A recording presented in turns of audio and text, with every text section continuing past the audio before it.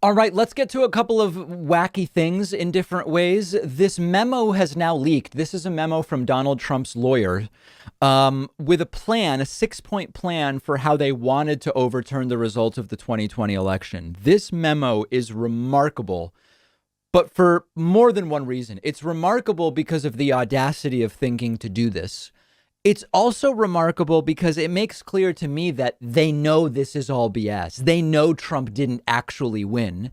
And it's also remarkable because I wonder, had someone even more absurd than Mike Pence been vice president at the time, is there a chance not that it would have actually kept Trump in office, but that it might have led to even more chaos if the vice president had been willing to at least try some of this stuff? So the International Business Times reporting, leaked memo shows how Trump's lawyer wanted Pence to overturn elections. The leaked memo outlined 6 steps Pence could take to declare Trump the winner of the election. The memo included plans to overthrow the Electoral College votes from 7 states. Pence argued the Constitution did not give him power to overturn the results. This is all outlined in the book Peril, which explains that conservative lawyer John Eastman allegedly sent a 2-page memo outlining these steps. At the end, he announces that because of the ongoing disputes in the 7 states, there are no electors that can be deemed validly appointed in those states, meaning the total number of electors appointed is 454. A majority of those appointed would be 228, and Trump would have 232 of them. Now, we're going to look at the 6-point plan in detail in a moment. Some of these details are wild, which includes that the proposal was first given to Pence on January 4, 2 days before the riot, when Trump attempted to convince the then vice president, that he had the authority to overturn it. You really need to listen to John. He's a respected constitutional scholar. Hear him out, Trump told Pence. However, Pence refused to intervene, saying he doesn't have that authority. And then this is maybe the craziest detail. On January 6th, hours before the riot, Pence told Trump, Constitution doesn't let me do it. And that led Trump to hold their friendship hostage. No, no, no, Trump shouted. You don't understand, Mike. You can do this. I don't want to be your friend anymore if you don't do this. So let's look at the 6-point plan. Okay. Step 1. Pence presiding over the joint session or Senate Pro Temp Grassley, if Pence recuses, begins to open and count ballots starting with Alabama without conceding that the procedure specified by the Electoral Count Act of going through the states alphabetically is required.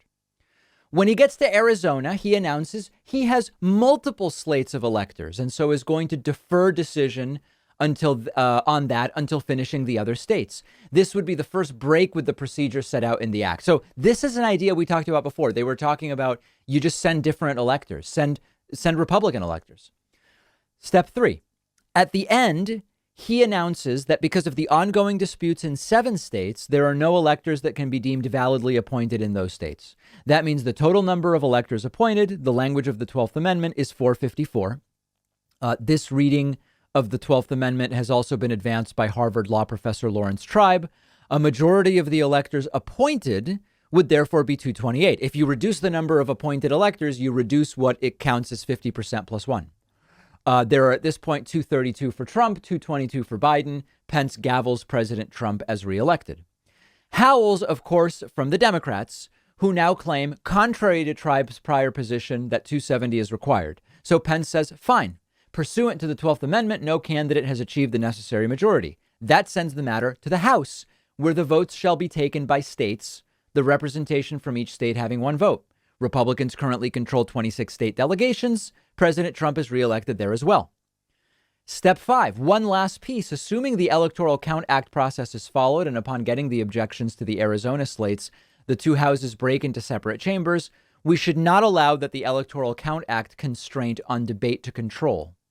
That would mean that a prior legislature was determining the rules of the present one, a constitutional no-no. So someone, Ted Cruz, Rand Paul, should demand normal rules, which includes the filibuster. That creates a stalemate, and it would give the state legislatures more time to weigh in to formally support the alternate slate of electors if they haven't already done so. And finally, step 6. The main thing here is that Pence should do this without asking for permission, either from a vote of the joint session or from the court. let the other side challenge his actions in court. Whoa, sorry. And the Zoom just went crazy. Let me get rezoomed in here. Number 6. Let the other side challenge his actions in court, where Tribe, who conceded in 2001 the president of the Senate might be in charge of counting the votes, and others who would press a lawsuit, that these are non-justiciable political questions thrown back at them. Okay, yeah. Anyway, step 6 is like so far out there that it's not even as relevant. Although this is completely absurd and ludicrous, imagine if Donald Trump had had someone as his vice president willing to try. Like Pence just said, I'm not even going to try because I can't do it. I still believe it would not have succeeded, but it would have caused a hell of a lot of chaos in the process. And then, I know these terms are hyperbolic, the terms I'm about to use. If they had pulled off what would have been a coup, could it have launched a civil war of sorts? Like, what would actually happen if this had been attempted? And then they would have used that to say, look at how violent the left is.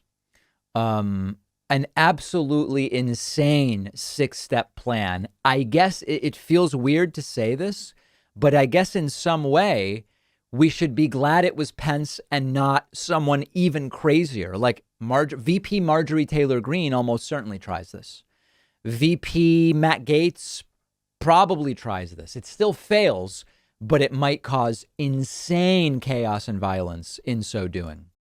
One of our sponsors is SteadyMD Primary Care, the easier and more affordable way to do primary care. And they're giving you 50% off because you are in my audience.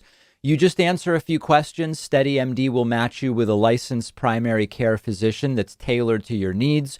You'll have a 1-hour virtual appointment and start a meaningful relationship with your new doctor. And from then on, your doctor will be available to you by text, phone, and video chat. It's not some random doctor on call. Your SteadyMD doctor has a limited number of patients. You get the attention you deserve, and they can help you with anything your primary care doc normally would. It's very cool how it works. You don't need insurance. It's just $99 a month, no other fees or copays for visits. Take the free quiz and see which doctor is a perfect fit for you. You'll get 50% off your first month when you go to steadymd.com/Pacman. No risk, no long-term commitment. The link is right underneath the video.